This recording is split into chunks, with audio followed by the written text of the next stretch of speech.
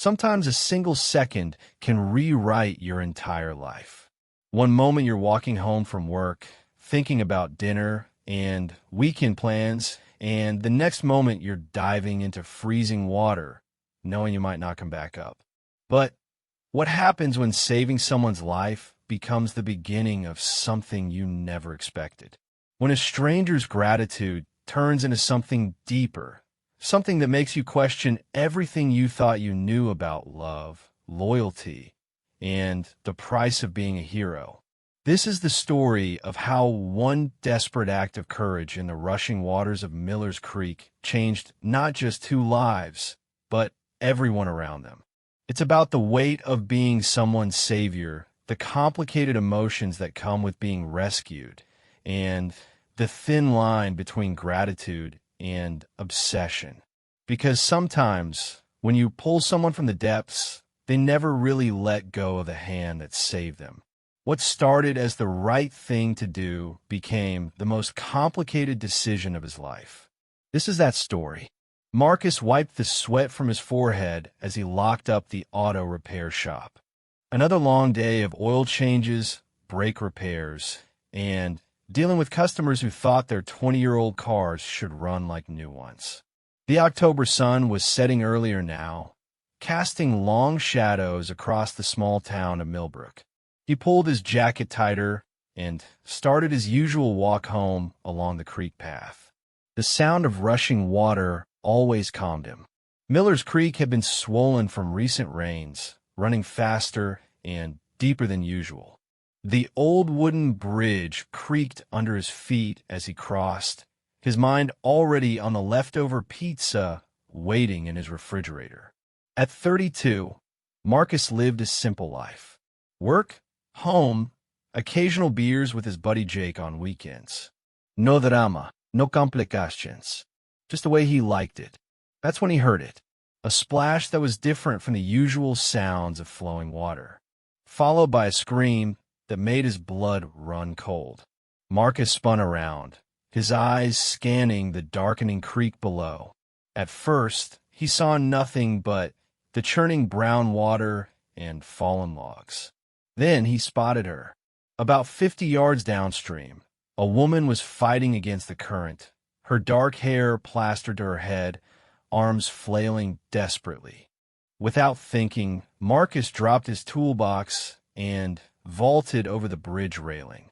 The metal was slippery from evening dew, and he nearly lost his grip.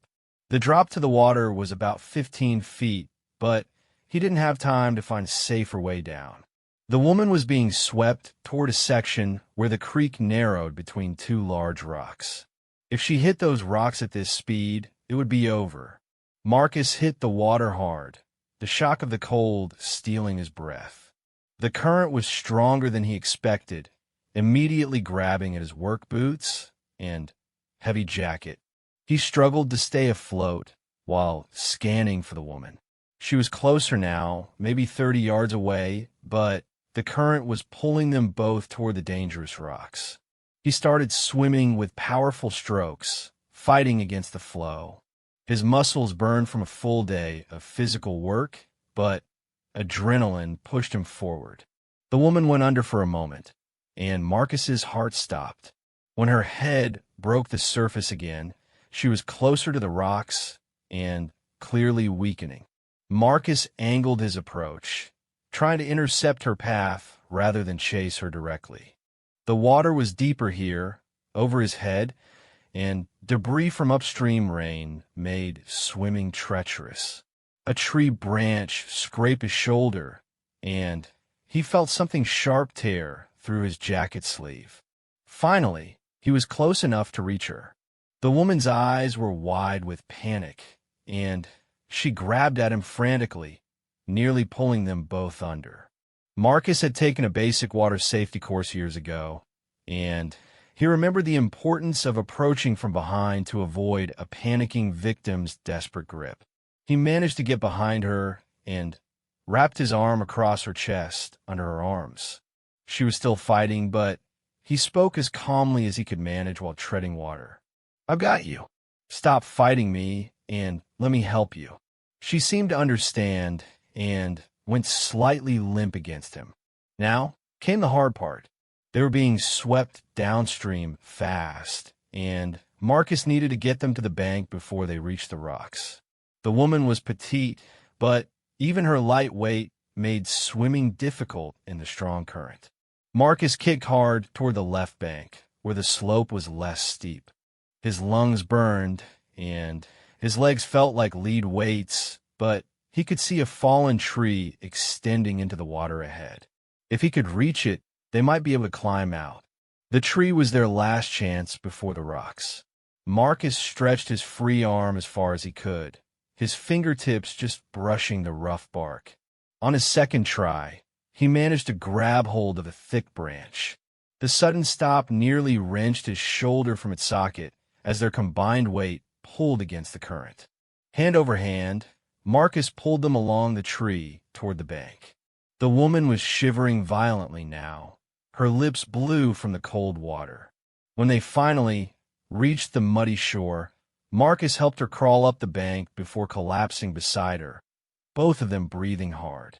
For a moment, they just lay there in the mud and fallen leaves alive and grateful for solid ground. Marcus rolled onto his side to check on the woman. She appeared to be in her late 20s, with dark brown hair and striking green eyes that were now focused intently on his face. "Thank you," she whispered, her voice hoarse.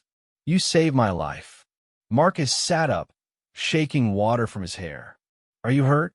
What happened? How did you end up in the creek?" She pushed herself up to a sitting position, wrapping her arms around her knees. "I was walking on the path above. I saw a dog in the water and thought it was drowning. When I tried to help it, I slipped on the wet rocks and fell in." She looked back toward the creek. "The dog made it out fine. I'm the one who nearly drowned." Marcus looked at her more carefully. She was wearing jeans and a light sweater, both now soaked and muddy. Her shoes were gone, probably lost in the current. "We need to get you warm and dry. Do you live around here?" "About a mile away, but I can walk." She tried to stand and immediately sat back down. "Maybe not yet." Marcus pulled out his phone, grateful it was in a waterproof case. "I'm calling an ambulance. You might have hypothermia, and you definitely need to be checked out." "No, please." Her hand shot out and grabbed his wrist. "I don't want to go to the hospital. I'm fine, really. Just cold and shaken up." Something in her voice made Marcus pause. There was fear there, but not just from her near-drowning experience. "Are you sure? You were in that water for several minutes." "I'm sure. Could you just help me get home?" "I promise I'm okay." Marcus studied her face in the growing darkness. Whatever her reasons for avoiding the hospital, they seemed important to her. "What's your name?" "Elena. Elena Vasquez." "I'm Marcus. Marcus Chun." He stood up and offered her his hand. "If I help you home, you have to promise me you'll call a doctor if you start feeling worse." "I promise." She took his hand and let him pull her to her feet. This time she stayed upright, though she leaned heavily against him. They walked slowly back toward town, Elena giving directions. Her house was a small rental in the older part of Millbrook, with a neat garden and wind chimes on the front porch. Marcus helped her up the steps, concerned by how much she was still shivering. "Do you have someone who can stay with you tonight?" Marcus asked as Elena fumbled for her keys. "You shouldn't be alone." "I'll be fine. I live alone, but my neighbor Mrs. Patterson checks on me sometimes." Elena found her keys and unlocked the door. "Thank you again, Marcus. I know you risked your life for a stranger." Marcus was about to leave when Elena turned back to him. "Would you like to come in for some coffee? To warm up before you go home? It's the least I can do." Marcus looked down at his soaked clothes and muddy boots. He was cold, tired, and his adrenaline was wearing off. "I should probably get home and change." "Please." Elena's green eyes were earnest. "I make really good coffee, and you must be freezing too." Something about her tone made him reconsider. Maybe she didn't want to be alone right after a traumatic experience. Okay, but just for a few minutes. Elena's house was warm and cozy inside, with books everywhere and plants on every windowsill. She disappeared upstairs and came back wearing dry clothes and carrying a large towel. Here, for your hair at least. While Elena made coffee, Marcus looked around the living room. There were photos of her with various people, but they all looked like work colleagues or casual friends. No family pictures, no romantic photos. The books were an interesting mix of psychology, self-help, and fiction. Here, Elena handed him a steaming mug. It's strong, but it'll warm you up. They sat on opposite ends of her couch, both still processing what had happened. Elena wrapped her hands around her mug and studied Marcus over the rim. I keep thinking about what would have happened if you hadn't been there. But I was there, Marcus said simply. That's what matters. Why did you jump in? Most people would have called 911 and waited for help. Marcus considered the question. There wasn't time to wait for help. You would have hit those rocks. He took a sip of coffee. I didn't really think about it. I just acted. You could have died too. So could you. Elena set down her mug and looked at him with an intensity that made Marcus slightly uncomfortable. I owe you everything. My life, my future, everything I'll ever do from now on. How do you repay someone for that? You don't owe me anything, Marcus said. Anyone would have done the same thing. No, they wouldn't have. And even if they would, you're the one who actually did it. Elena moved closer on the couch. I need you to understand how much this means to me. Marcus finished his coffee and stood up. I'm glad you're okay, Elena. That's payment enough. He headed toward the door. Get some rest. And remember what you promised about calling a doctor if you feel worse. Elena followed him to the door. Marcus, wait. Can I have your phone number? In case I need to reach you. Marcus hesitated. Something about the way she asked made him cautious, though he couldn't pinpoint why. I work at Chen's Auto Repair on Main Street if you ever need anything. Please, just in case. Elena pulled out her phone. I'd feel better knowing I could reach you directly. Against his better judgment, Marcus gave her his number. Elena immediately called it, so he would have hers too. There. Now we can stay in touch. As Marcus walked home through the dark streets, his clothes still damp and clinging to his skin, he replayed the events of the evening. The rescue had been instinctive, automatic, but something about Elena's reaction afterward bothered him. The intensity in her eyes, the way she spoke about owing him everything. It felt like more than simple gratitude. By the time Marcus reached his own house, a modest two-bedroom place he'd inherited from his grandmother, he was exhausted. He peeled off his wet clothes and took a hot shower, letting the warm water wash away the creek mud and ease his sore muscles. In the mirror afterward, he could see a long scratch on his shoulder from the tree branch, and his knuckles were scraped from grabbing onto the rocks. As he was getting dressed, his phone buzzed with a text message. It was from Elena. Thank you again for everything. I can't stop thinking about what you did for me. Sweet dreams, my hero.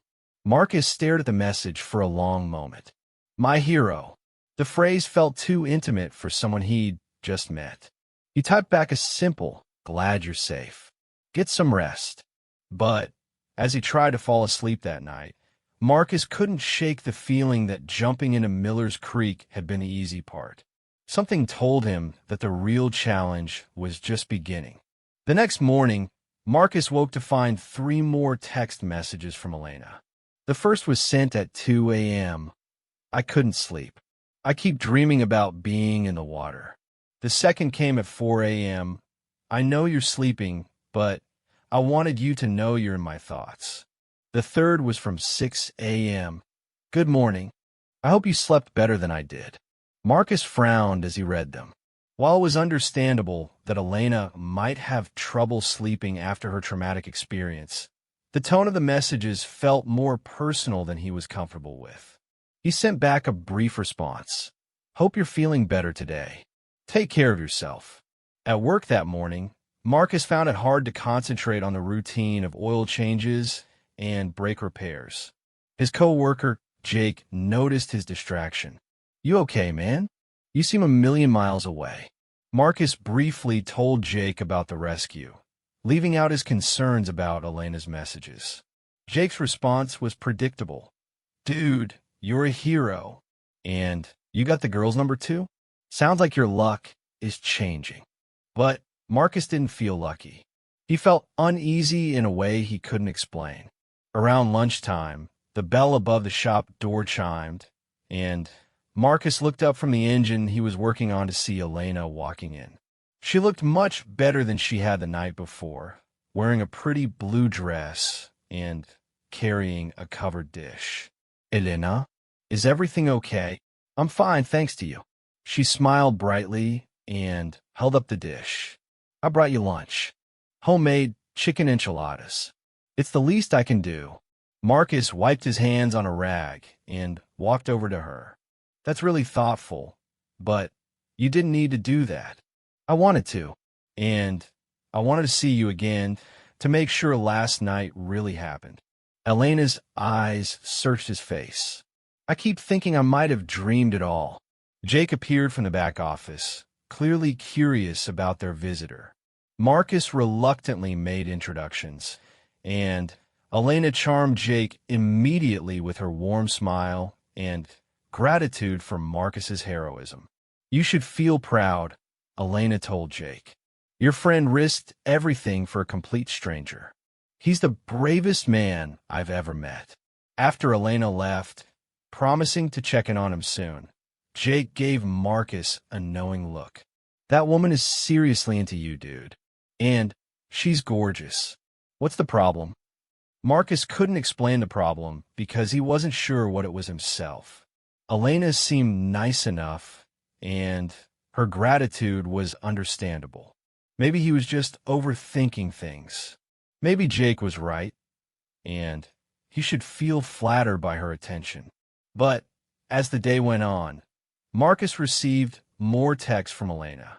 Updates on how she was feeling, thanks for the rescue, and increasingly personal comments about how much his heroism meant to her. By closing time, he had received 12 messages.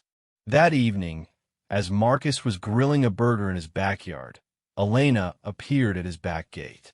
She was carrying a bottle of wine and wearing the same intense expression he remembered from the night before. I hope you don't mind, she said, letting herself into his yard. I was walking by and saw you back here. I brought wine to go with dinner. We never properly celebrated the fact that we're both alive. Marcus set down his spatula. Elena, how did you know where I live? I asked around town. People were happy to help when I explained that you saved my life. Elena uncorked the wine and poured 2 glasses without waiting for permission. To my guardian angel. As she raised her glass, Marcus realized that his simple act of heroism had created something far more complicated than he had anticipated. Elena's gratitude was becoming something else entirely, and he was beginning to understand that saving her from the water might have been easier than what was coming next. Marcus accepted the wine glass, though every instinct told him this was a mistake. Elena settled into one of his patio chairs as if she belonged there, tucking her legs under her and smiling at him with those intense green eyes. This is nice, she said, looking around his small backyard. Very peaceful. I can see why you'd want to come home to this after a long day. Elena, I appreciate the wine, but showing up at my house unannounced makes me uncomfortable. Marcus remained standing, hoping she'd take the hint that this wasn't a social call he'd invited. Oh, Elena's face fell. I'm sorry. I thought after what we'd been through together, we were past formalities. I mean, you've seen me at my most vulnerable. You've literally held my life in your hands. The way she said it made Marcus's skin crawl, though he couldn't put his finger on why. That doesn't mean we know each other well enough for surprise visits. Elena took a sip of wine and nodded slowly. You're right, of course. I'm still processing everything that happened. Sometimes trauma makes people behave in ways that aren't entirely rational. She looked up at him with what appeared to be genuine contrition. I'll be more respectful of your boundaries. Marcus relaxed slightly. Maybe he had been overthinking things. A near-death experience could definitely affect someone's judgment and social awareness. No harm done. I just like my privacy. I understand completely. Privacy is important. Elena finished her wine and stood up. I should let you enjoy your dinner in peace. As she walked toward the gate, she paused and turned back. Marcus, would it be okay if I called you tomorrow, just to check in? I promise I won't just show up again. Sure, that's fine. Marcus watched her leave, feeling relieved, but also slightly guilty for being so abrupt with her. Maybe Jake was right, and he was being too paranoid. The next few days followed a pattern. Elena would call once or twice a day, always with a reasonable excuse. How was he feeling after their ordeal? Had he experienced any delayed effects from the cold water? Did he need anything from the store, since she was going anyway? The conversations were pleasant enough, though they always seemed to last longer than necessary. Marcus began to notice that Elena had detailed knowledge of his schedule. She knew when he took his lunch breaks, when he usually got home from work, and even when he went grocery shopping. When he mentioned this during one of their calls, Elena laughed it off. Small town, she said. People talk. Plus, I work at the bank downtown, so I see when you drive past. It's not like I'm stalking you or anything. But Marcus had driven past the bank several times recently and never seen Elena there. When he casually asked his friend Jake about it, Jake confirmed that he'd never seen Elena at the bank either. This inconsistency bothered Marcus more than it probably should have. On Friday evening, Marcus decided to have a beer at Murphy's Tavern with Jake. It was their usual weekend routine, and Marcus was looking forward to a normal evening without thinking about Elena or analyzing her behavior. They had barely finished their first round when Elena appeared at their table. She was dressed casually in jeans and a sweater, but she'd clearly put effort into her appearance. Her hair was perfectly styled, and she wore just enough makeup to enhance her natural beauty. Marcus, what a wonderful surprise. Elena's smile seemed genuine as she looked between him and Jake. I was just meeting some friends here for dinner. Marcus looked around the tavern, but didn't see anyone who might be waiting for Elena. Where are your friends? Oh, they're running late. You know how it is. Elena gestured toward an empty chair at their table. Mind if I sit with you until they arrive? Before Marcus could answer, Jake was already pulling out the chair for her. Of course, the more the merrier. Elena ordered a drink and immediately launched into conversation with Jake about his work at the hardware store. She was charming and funny, asking thoughtful questions and laughing at Jake's stories. Marcus had to admit she was good company, and he began to wonder if his concerns about her were unfounded. After an hour passed with no sign of Elena's friends, Marcus finally asked about them again. Elena glanced at her phone and made a disappointed face. They canceled. Something came up with one of their kids. She looked at Marcus hopefully. Would it be okay if I stayed and had dinner with you too? I promise I'm not trying to intrude on your guys' night. Jake immediately agreed, and Marcus found himself nodding along despite his reservations. Elena was pleasant enough, and it would be rude to ask her to leave. As the evening progressed, Marcus noticed how Elena seemed to hang on his every word. When he told a story about a difficult customer, she listened with rapt attention. When he mentioned being tired from a long week, she expressed genuine concern for his well-being. The attention was flattering, but it also felt disproportionate. Around 9 o'clock, Jake announced he was heading home to his girlfriend. After he left, Elena moved her chair closer to Marcus. "I'm so glad I ran into you tonight," she said, her voice softer now that they were alone. "I've been thinking a lot about what you did for me, and I realize I haven't properly expressed my gratitude." "You've thanked me plenty," Marcus said, finishing his beer. "Really, Elena, you don't owe me anything." "But I do." Elena reached across the table and covered his hand with hers. "You gave me my life back. Everything I do from now on is because of you. That creates a bond between us, doesn't it?" Marcus gently pulled his hand away. "It creates a connection, sure. But, Elena, I think you might be reading more into this than there is." Elena's expression didn't change, but something flickered in her eyes. "What do you mean?" "I mean that what happened between us was extraordinary, but it doesn't automatically make us close friends or anything more. We're still essentially strangers." "Strangers?" Elena leaned back as if he'd slapped her. "Marcus, you've seen me at my most vulnerable. You felt my heart beating against your chest. You've breathed life back into me. How can you call us strangers after that?" "Because we are," Marcus said as gently as he could. "We share an intense experience, but that doesn't mean we know each other well." Elena was quiet for a long moment, staring at her drink. When she looked up, her eyes were bright with unshed tears. "I see. I've been misreading the situation." Marcus felt terrible. "Elena, I'm not trying to hurt your feelings. I just think it's important to be clear about boundaries." "No, you're absolutely right." Elena gathered her purse and stood up. "I've been presumptuous. Thank you for being honest with me." She walked away before Marcus could say anything else, leaving him feeling like the world's biggest jerk. Maybe he had been too harsh. Maybe her intensity was just her way of processing trauma. But his relief at her departure told him he'd made the right choice, even if it felt cruel. The weekend passed quietly.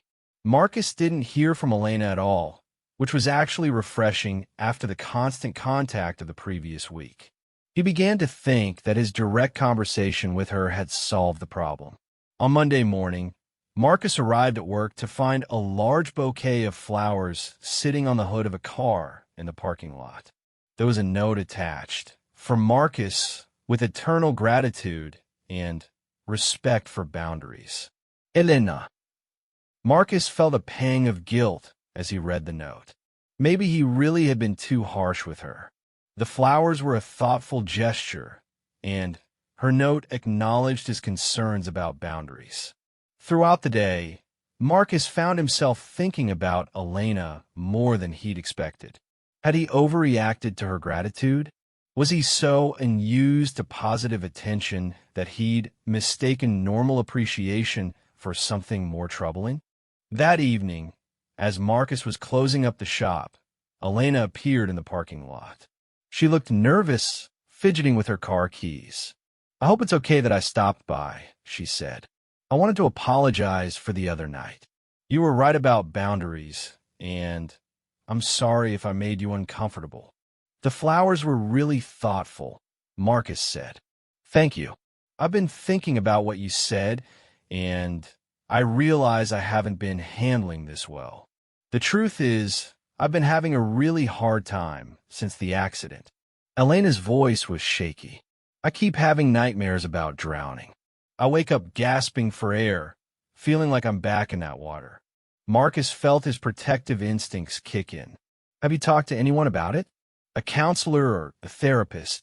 "I've thought about it, but I don't really have anyone to talk to here.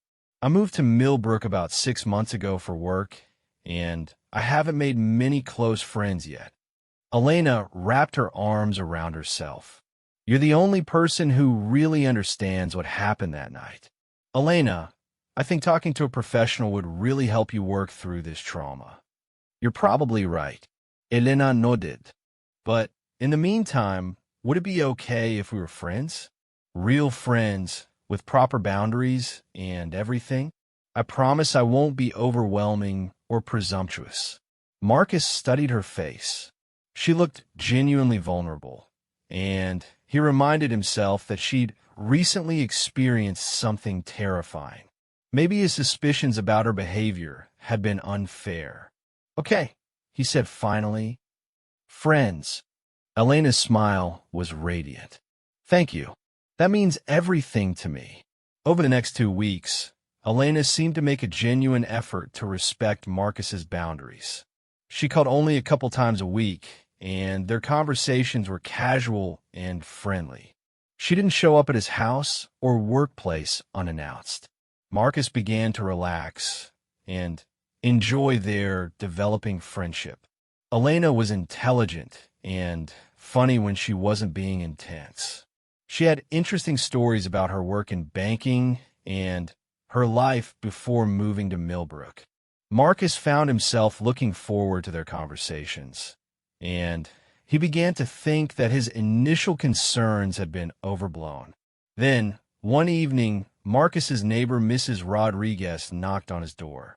She was an elderly woman who kept close track of everything that happened on their quiet street.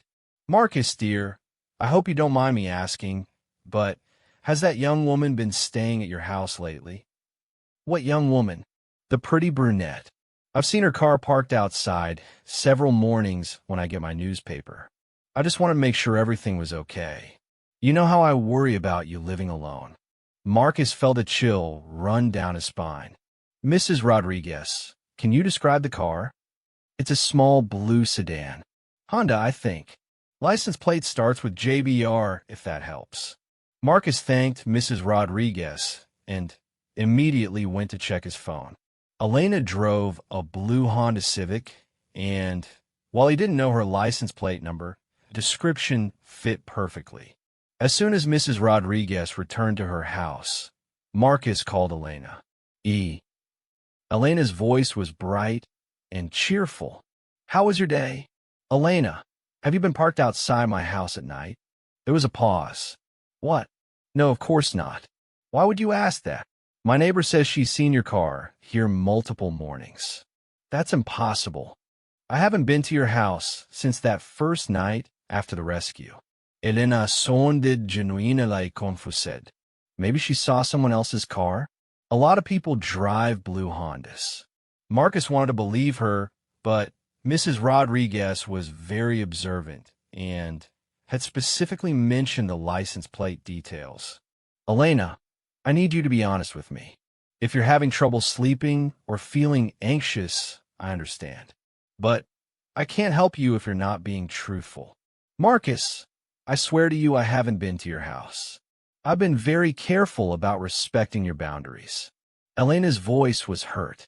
"I can't believe you think I'd lie to you about something like this." After they hung up, Marcus sat in his living room feeling confused and unsettled. Either Elena was lying to him, which meant their friendship was built on deception, or Mrs. Rodriguez was mistaken, which seemed unlikely given her attention to detail. That night, Marcus barely slept. Every small sound made him wonder if someone was outside his house. Around 3 a.m., he got up to check the windows and saw a figure standing across the street under a tree. The person was too far away to identify, but they seemed to be watching his house. Marcus grabbed a flashlight and went outside, but by the time he reached the street, whoever it was had disappeared. He walked around the block, but found nothing unusual. The next morning, Marcus was exhausted and on edge. He decided to install a security camera that would give him a clear view of his driveway and the street in front of his house. If someone was watching him, he wanted to know who it was. 2 nights later, the camera captured exactly what Marcus feared it would. At 2:47 a.m., a blue Honda Civic drove slowly past his house and parked across the street. A figure got out of the car and stood under the tree where Marcus had seen someone before. The person stayed there for nearly an hour before getting back in the car and driving away. The video quality wasn't good enough to identify the person clearly, but the car matched Elena's perfectly. Marcus felt sick as he watched the footage. Elena had lied directly to his face, and she'd been watching his house for who knows how long. When Marcus confronted Elena with the evidence, her reaction was not what he expected. "Okay, yes, that was me," she admitted without any sign of shame or embarrassment. "But I wasn't doing anything wrong. I was just making sure you were safe." "Making sure I was safe?" "Elena, that's not normal behavior. Nothing about our relationship is normal. Marcus, you saved my life. That makes you precious to me in a way you don't seem to understand." Elena's voice was calm, matter of fact. "I need to know you're okay. By stalking me? By watching over you the way you watched over me that night?" Elena seemed genuinely puzzled by his anger. "I thought you'd appreciate knowing someone cares about your well-being." Marcus stared at her, finally seeing the situation clearly. Elena's gratitude had twisted into something unhealthy, something obsessive. Her attachment to him wasn't about friendship or even romantic interest. It was about possession. "Elena, this has to stop. What you're doing is not okay. I understand that you're upset, but you're overreacting. I'm not hurting anyone. You're hurting our friendship. You're hurting my trust in you. And you're probably hurting yourself by not dealing with whatever is driving this behavior." Elena was quiet for a moment, then nodded slowly. "You're right. I can see that my behavior is making you uncomfortable, and that's the last thing I want to do." She looked at him with those intense green eyes. "I'll stop watching your house. I promise." Marcus wanted to believe her, but he'd learned that Elena's promises weren't reliable. Still, he hoped that confronting the issue directly would be enough to resolve it. He was wrong. For about a week after their confrontation, Elena seemed to keep her promise.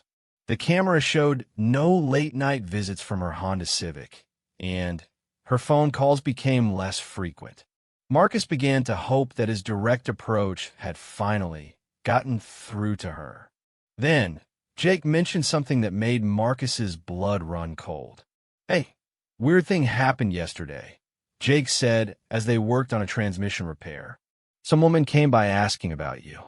Wanted to know what kind of person you were, whether you had a girlfriend, stuff like that." Marcus stopped what he was doing. "What did she look like?" "Pretty brunette, green eyes. Said she was thinking about asking you out, but wanted to make sure you were single first." Jake grinned.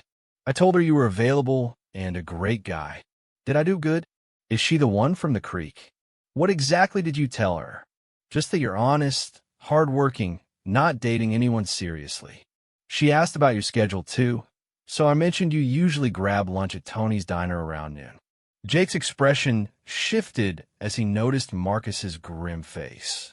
"Did I say something wrong?" Marcus explained Elena's behavior over the past few weeks, leaving Jake looking shocked and guilty. "Man, I am sorry. I had no idea. She seemed so normal, and after she brought you those enchiladas, I thought you two were getting close." Jake shook his head. "Should I not have told her about Tony's?" "It's okay. You couldn't have known." But Marcus felt increasingly trapped. Elena was gathering information about his life from his friends, learning his routines and habits.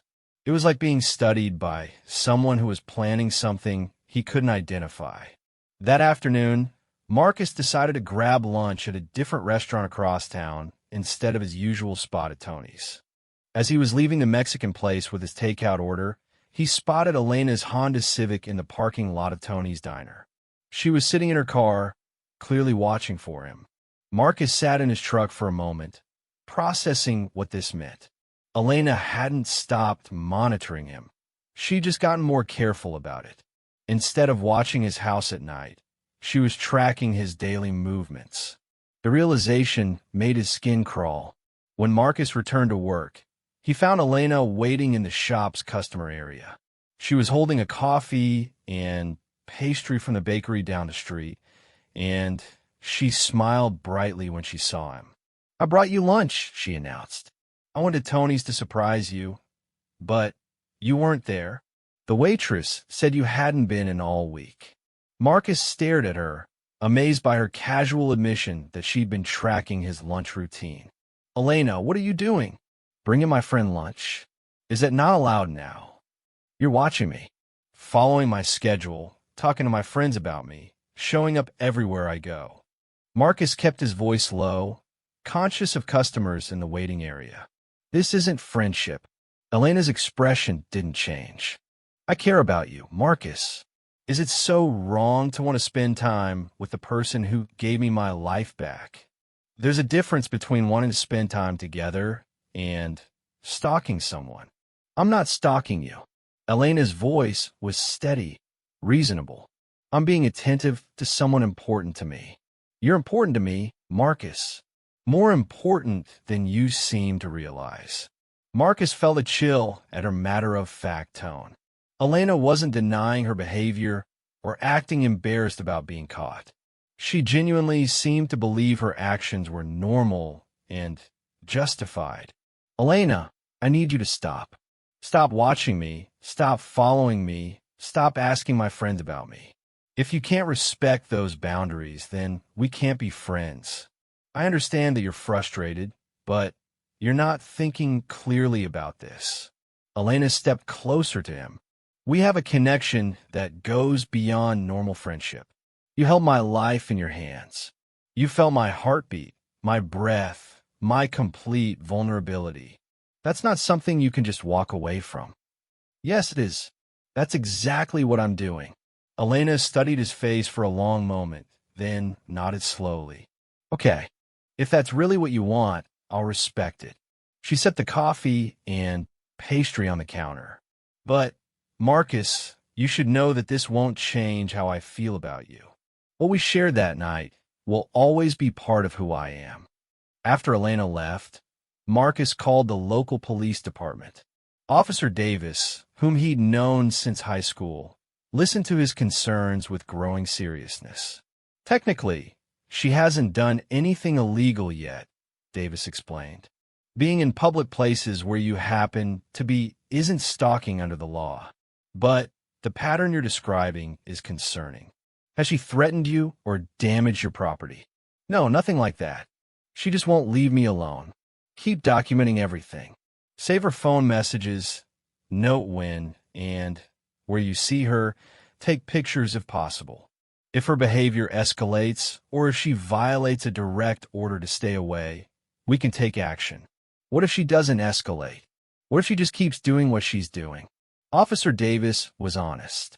Then there's not much we can do unless her behavior becomes clearly threatening or illegal. That evening, Marcus called Elena and left a voicemail message that he hoped would end things definitively. Elena, this is Marcus.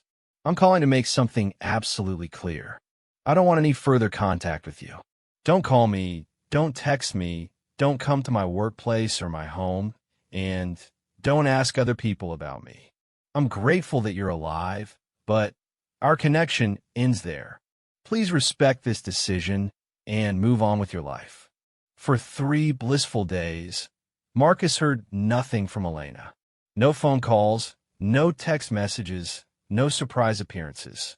He began to think that his firm message had finally gotten through to her. Then he came home from work to find his back door standing open. Marcus approached the house carefully, wondering if he'd been robbed. But as he stepped through the door, he could smell something cooking. Someone had made dinner in his kitchen. Hello, Marcus. Elena emerged from the kitchen wearing an apron over her dress. I hope you're hungry. I made your favorite. Marcus backed toward the door, his hand moving toward his phone. How did you get in here? You left your spare key under the flower pot. That's not very secure, you know.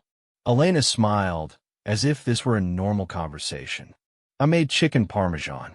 I remembered you mentioning it was your favorite when we had dinner that night. Elena, you need to leave. Now. But dinner's almost ready, and we need to talk. Elena's tone was pleasant, conversational. I've been thinking about what you said, and I realize you're confused about our relationship. Marcus pulled out his phone to call 911, but Elena held up her hand. Please don't do that. I'm not here to hurt you or cause trouble. I just need you to understand something important. Elena walked closer to him, moving slowly like someone approaching a frightened animal. You think you can just walk away from what happened between us, but that's not how life works. Elena, what happened between us was a rescue. Nothing more. No, it was much more than that. Elena's eyes were bright, intense. You chose to risk your life for mine. You held me against your body while I was dying. You breathed your own air into my lungs. Do you understand what that means? Marcus edged toward the door, but Elena positioned herself between him and the exit. It means you saved me. That's all it means. It means we're connected now in a way that can never be broken. Elena's voice was soft, almost hypnotic. Part of your life force is in me now. Part of your breath is keeping me alive. We're bound together, Marcus. That's not how it works, Elena. You're not thinking rationally. I'm thinking more clearly than I ever have. Elena reached toward him, and Marcus stepped back. You gave me life, which means you're responsible for that life. You can't just create that kind of bond and then pretend it doesn't exist. Marcus realized that Elena wasn't just obsessed with him. She was delusional. Her near-death experience had somehow convinced her that they shared some mystical connection that didn't actually exist. Elena, I think you should talk to someone professional about these feelings. A therapist or counselor who can help you work through what happened. I don't need therapy. I need you to accept what's between us. Elena's expression was earnest, pleading. I'm not asking for anything unreasonable. I just want to be part of your life, the way you're part of mine, by breaking into my house, by caring for you the way you cared for me, by making sure you're safe and happy and not alone. Elena gestured toward the kitchen. Let me take care of you, Marcus. Let me show you how good we could be together. Marcus finally understood that reasoning with Elena was impossible. Her attachment to him had moved beyond gratitude or even obsession into something that resembled a complete delusion about their relationship. Elena, I'm going to call the police if you don't leave right now. The police won't understand. They'll think I'm some kind of criminal when all I'm doing is honoring the connection we share. Elena's voice remained calm. But if you really want me to leave, I will. She walked past him toward the door, then paused. Just remember, Marcus, that you can't run from something that's part of your own soul. I'll always be connected to you, whether you accept it or not. After Elena left, Marcus immediately called Officer Davis to report the break-in. Davis came to the house to take a report and look for evidence, but Elena had been careful. She'd worn gloves, and the spare key explained how she'd gotten inside without causing damage. The good news is that this definitely crosses the line into criminal behavior, Davis explained as he finished his report. Breaking and entering, even with the keys she found on the property, is still illegal. We can arrest her. What about after that? What's to stop her from doing it again when she gets out? We can help you get a restraining order. If she violates that, she goes back to jail. Davis looked around Marcus's kitchen, which still smelled like Elena's cooking. But, Marcus, I have to ask, is there any chance she's right about having some kind of relationship with you? Anything that might make her think this behavior is welcome? Marcus explained the entire history again, emphasizing that he'd been clear about boundaries from the beginning. Davis nodded, but Marcus could tell the officer was trying to understand how a simple rescue had led to this situation.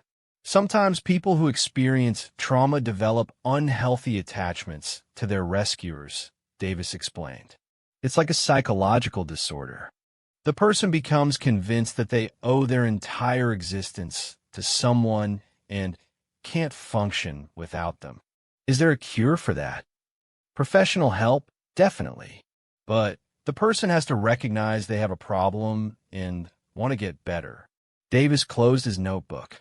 From what you're telling me, Elena doesn't think her behavior is problematic. That night, Marcus didn't sleep in his own house. He stayed at Jake's apartment, knowing that Elena still had his key and might return. As he lay on Jake's couch, staring at the ceiling, Marcus wondered how an act of basic human decency had turned his quiet life upside down. The next morning, Officer Davis called with news that made Marcus's stomach drop. "We went to arrest Elena at the address she gave you, but she doesn't live there. The people at that house have never heard of her. We're trying to track her down through her workplace, but she doesn't work at First National Bank either. Marcus, we don't know who this woman really is." Marcus felt like the ground had shifted beneath his feet. Elena had lied about everything: her name, her address, her job. He'd been dealing with someone who had constructed an entirely false identity. If Elena Aysen Vasquez isn't her real name, then how we find her? We're working on it. In the meantime, stay somewhere else and be extremely careful. Someone who goes to that length to create a false identity has serious psychological problems. As Marcus hung up the phone, he realized that jumping into Miller's Creek to save a stranger had put him in more danger than he could have imagined. Elena, or whoever she really was, hadn't just developed an unhealthy attachment to him. She had systematically deceived him from the very beginning, which suggested her obsession was far more dangerous than he'd realized. The woman he'd saved from drowning had been planning something from the moment he pulled her from the water, and Marcus had no idea what it was. The revelation that Elena had been lying about her identity changed everything. Marcus spent the next 2 days staying with Jake while the police tried to track down the mysterious woman who had turned his life upside down. Officer Davis kept him updated on their progress, which was frustratingly slow. "We ran the license plate on her Honda Civic," Davis reported during one of their phone calls. "It's registered to someone named Sarah Mitchell. We're trying to locate her now, but the address on file is old." So Elena might actually be Sarah? Maybe, or she could have stolen the car or borrowed it from someone. We're also checking with local hotels and rental properties to see if anyone matching her description has been staying there recently. Marcus felt like he was living in a nightmare. The woman he'd rescued had manipulated him from the very beginning, constructing an elaborate false identity for reasons he couldn't fathom. What kind of person planned that level of deception after a near-death experience? On Thursday evening, Marcus decided he couldn't hide at Jake's apartment forever. He needed clean clothes and wanted to check on his house. Officer Davis had given him a new lock for his door and advised him to find a better hiding place for his spare key. As Marcus approached his street, everything looked normal. His house sat quietly among the others, showing no signs of disturbance. He parked in his driveway and walked carefully around the property, checking windows and doors before entering. Inside, the house felt different somehow, though Marcus couldn't identify what had changed. Elena's cooking smells had faded, but something else lingered in the air. A perfume or shampoo scent that he didn't recognize. Marcus was checking his bedroom when he noticed that his dresser drawers weren't quite closed properly. Someone had been through his things. Heart racing, he pulled open the top drawer and immediately saw that items had been moved around. His passport was in the wrong section, and some papers were out of order. A systematic search of the house revealed that Elena had been through everything. His closets, his desk, his kitchen cabinets, even his bathroom medicine cabinet. She'd been careful not to take anything obvious, but she'd examined his entire life. Marcus found the most disturbing evidence in his kitchen. Tucked behind the coffee maker was a small notebook filled with handwritten observations about his daily routines. Elena had been documenting his life in detail. What time he left for work, when he went grocery shopping, what he bought, who he talked to, even what he watched on television. The entries went back weeks, far before their confrontation about her nighttime surveillance. Elena had been studying him like a research subject, learning everything about his habits and preferences. Some of the entries made Marcus feel sick. Marcus prefers his coffee black. He drinks exactly 2 cups every morning. He talks to his neighbor, Mrs. Rodriguez, on Tuesdays when she waters her garden. He keeps his spare house key under the blue flower pot. He checks his mailbox at 6:30 p.m. every day. He looks sad sometimes when he thinks no one is watching. I want to make him happy. The final entry was dated just 2 days ago. Marcus is staying with his friend Jake now. He's afraid of me, but fear and love are sometimes the same thing. He'll understand eventually. Marcus called Officer Davis immediately, his hands shaking as he read the notebook aloud over the phone. "This is valuable evidence," Davis said. "It shows premeditation and extended stalking behavior. We definitely have enough to charge her with multiple crimes when we find her. If you find her, this woman has been planning something for weeks, maybe longer. What if she just disappears? We'll find her. Someone with this level of obsession doesn't just walk away from their target." That night, Marcus installed a more sophisticated security system with cameras covering every angle of his property. He also bought new locks for all his doors and windows. As he was testing the alarm system, his phone rang. "Hello, Marcus." Elena's voice was calm, almost cheerful. "I see you've been redecorating." Marcus looked around frantically, realizing she could see him somehow. "Where are you?" "Close enough to make sure you're safe. I noticed you changed your locks. That wasn't very trusting of you." "Elena, the police are looking for you. You need to turn yourself in and get help. The police don't understand our situation any better than you do. They think I'm some kind of criminal when all I'm doing is protecting what's mine. I'm not yours. I never was yours. You became mine the moment you chose to save my life instead of walking away." Elena's voice was patient, like she was explaining something to a child. "You made a commitment that night, whether you realize it or not." Marcus spotted a figure standing across the street under the same tree where Elena used to watch his house. He couldn't make out details in the darkness, but the silhouette was familiar. "I can see you," Marcus said. "I'm calling the police right now. Go ahead. By the time they arrive, I'll be gone. I'm very good at disappearing when I need to." The line went dead. Marcus immediately called 911 while keeping his eyes on the figure across the street. But as he finished giving the emergency operator his address, the person under the tree melted into the shadows and vanished. Police arrived within minutes, but they found no trace of Elena. Officer Davis examined the area where Marcus had seen someone standing and found clear footprints in the soft soil. "She's definitely been here," Davis confirmed. "But these prints could be from tonight or from previous visits. We'll dust them for comparison, but it's not going to help us locate her. How is she staying ahead of you? Don't you have ways to track people down? When someone uses false identities and pays cash for everything, they become very hard to find, especially if they're smart about avoiding cameras and staying out of public records." Davis looked frustrated. "We're doing everything we can, but this woman clearly has experience staying hidden." The next morning, Marcus woke to find a letter that had been slipped under his door sometime during the night, despite his new security system. The envelope was addressed to "My beloved rescuer" in Elena's careful handwriting.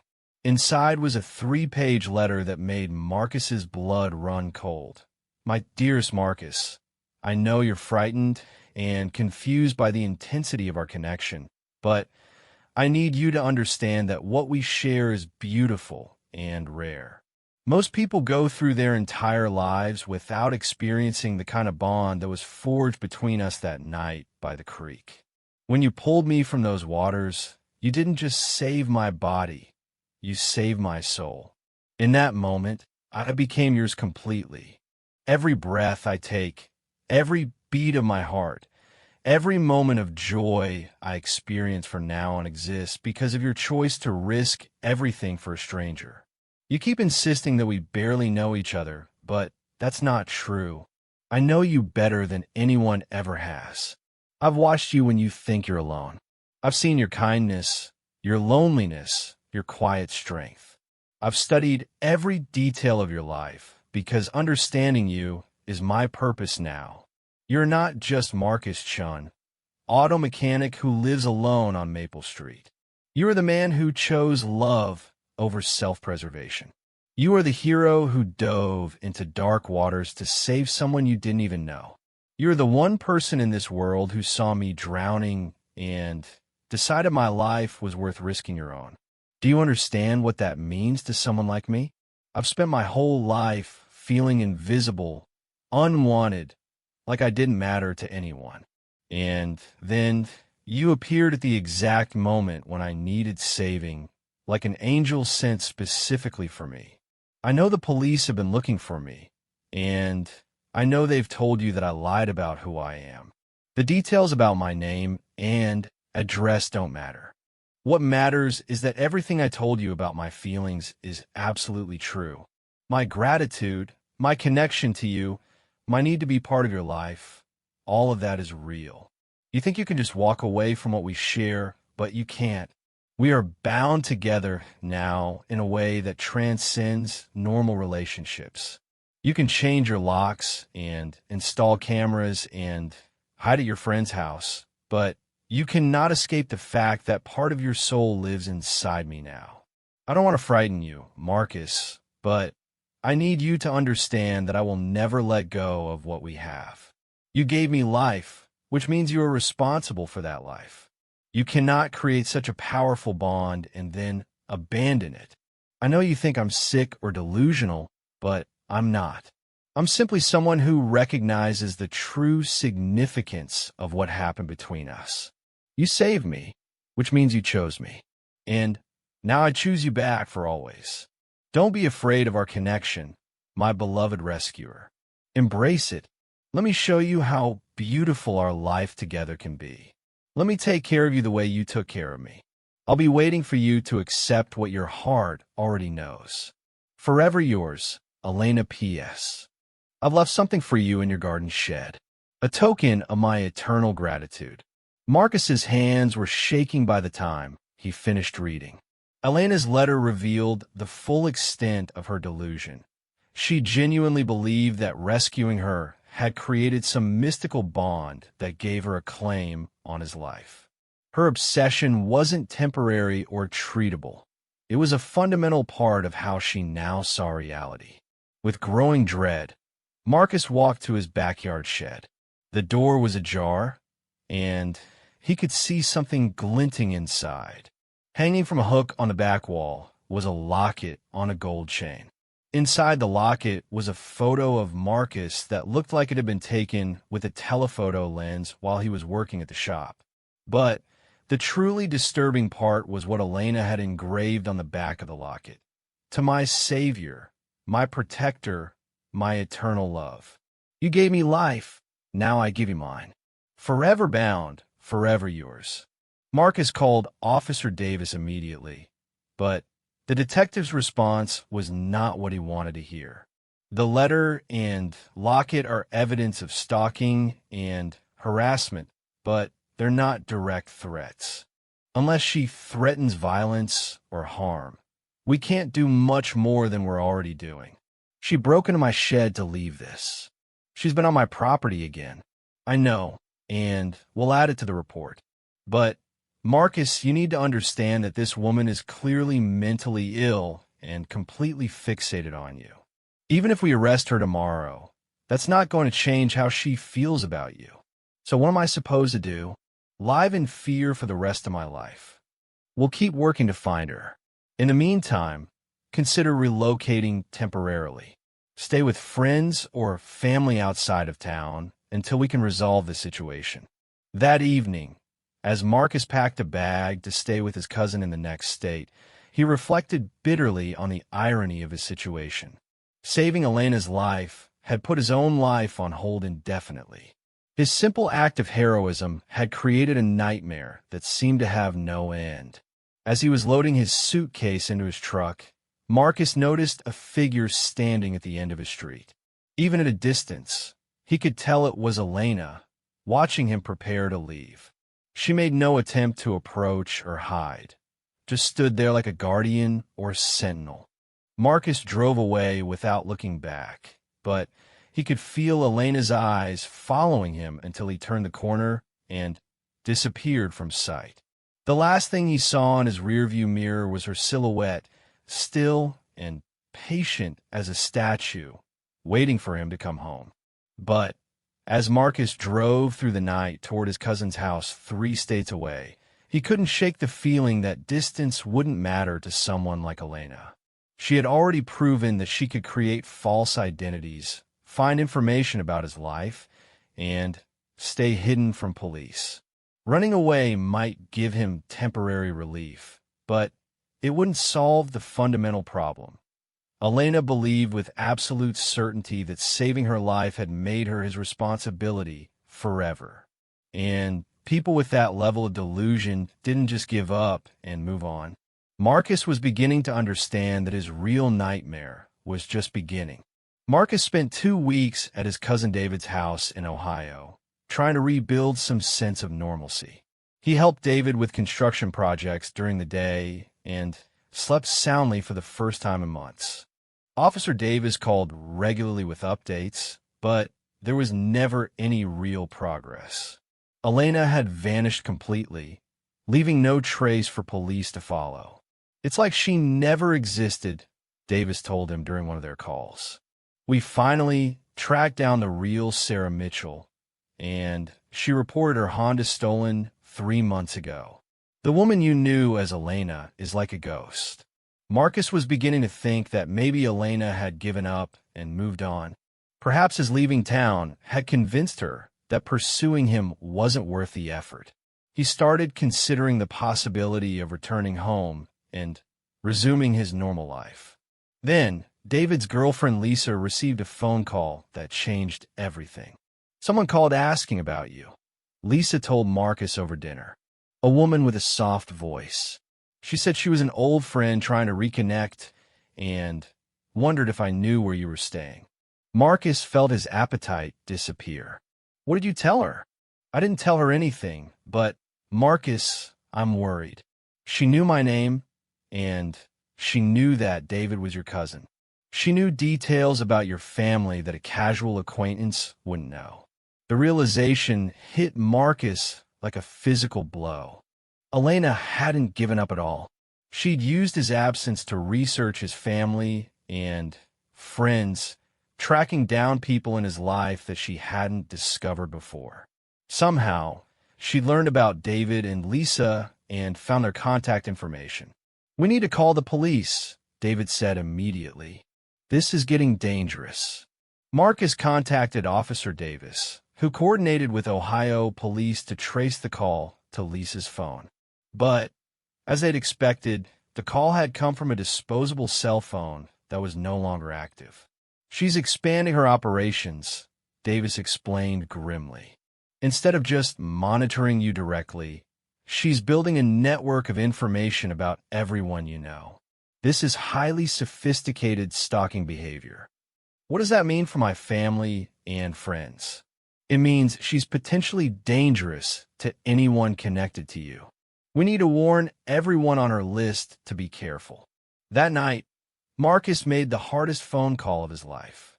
He called his elderly parents in Arizona and explained that they might be contacted by a dangerous woman pretending to be his friend.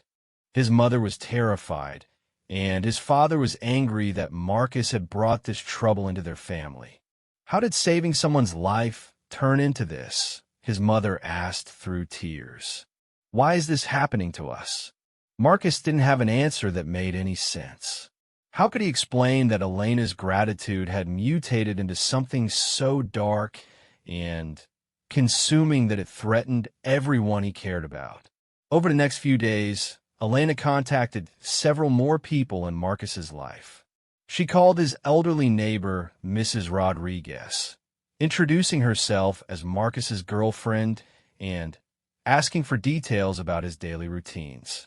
She contacted Jake's girlfriend Amy, claiming to be planning a surprise party for Marcus and needing information about his favorite restaurants and activities. Most disturbing of all, Elena somehow obtained the phone number for Marcus's ex-girlfriend from college, someone he hadn't spoken to in over 10 years. She called Jennifer and spent nearly an hour asking detailed questions about Marcus's personality, his preferences in relationships, and his history with women. She was incredibly persistent, Jennifer told Marcus when she called to warn him. She said she was madly in love with you and wanted to understand what made you happy. When I told her I hadn't spoken to you in years, she started asking about your college friends and where they live now. Marcus realized that Elena was conducting a comprehensive investigation into his entire life history. She wasn't just obsessed with him in the present. She was trying to understand everything that had shaped him as a person. It was the behavior of someone planning something long-term and elaborate. "We have to do something," David said after Marcus shared Jennifer's call. "This woman is building a profile of you like she's planning to take over your identity or something." Marcus knew David was right, but he felt helpless. Elena had proven she could stay hidden while conducting an extensive campaign of harassment. She could reach anyone in his life while remaining invisible to law enforcement. Then, Officer Davis called with news that changed the entire situation. "We got a break," Davis said, his voice excited. One of Elena's calls was traced to a specific cell tower. "We know the general area where she's been operating from." "Have you found her?" "Not yet, but we're close." "There's something else, though. We finally got a real identification on her." Davis paused. "Her actual name is Catherine Winters, and she has a criminal history." Marcus felt his stomach drop. "What kind of history?" "She was arrested in Nevada 2 years ago for stalking a paramedic who saved her after a car accident. She spent 6 months in jail and was supposed to be in therapy, but she disappeared from the system before completing her treatment." The revelation hit Marcus like a physical blow. Elena, Catherine, had done this before. Her obsession with rescuers wasn't unique to him. It was a pattern of behavior. She systematically targeted people who saved her life and then constructed elaborate fantasies about their relationship. "Is the paramedic okay?" "He had to relocate and change his name." Catherine made his life hell for over a year before she was arrested. Break-ins, surveillance, harassment of family members. She even tried to get a job at his hospital to be closer to him. Marcus realized that his situation was far worse than he'd imagined. Catherine wasn't just mentally ill. She was a predator who used her own near-death experiences as opportunities to identify and stalk victims. Her entire relationship with him had been calculated from the beginning. "There's more," Davis continued. "We found records of at least 3 other similar incidents in different states. Catherine deliberately puts herself in dangerous situations and then becomes obsessed with whoever rescues her. It's like a twisted form of serial stalking." "So she planned the whole thing? Even the drowning?" "We think so.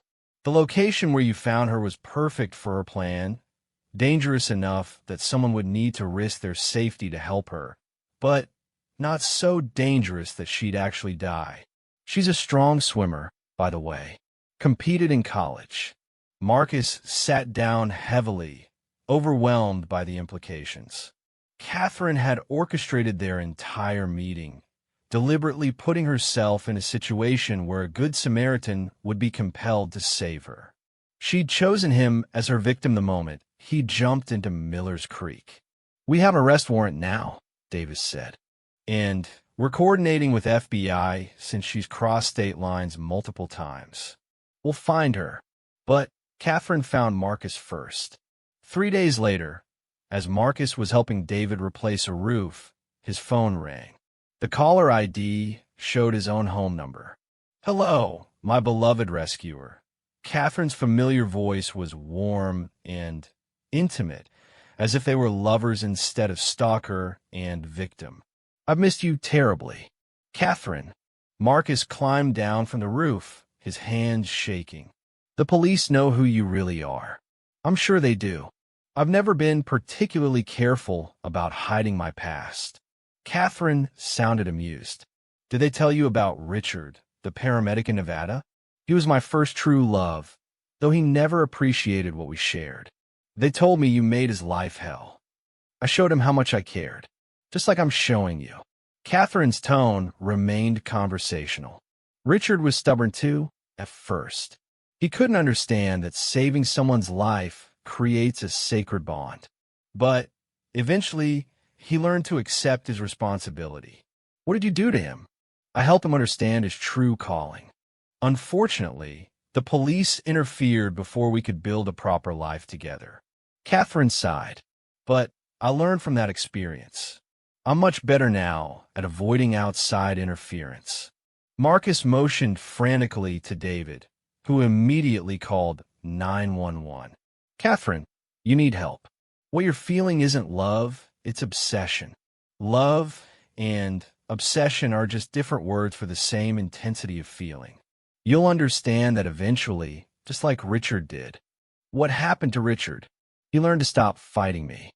He realized that accepting our connection was easier than constantly running from it. Catherine's voice became tender. "I want the same peace for you, Marcus.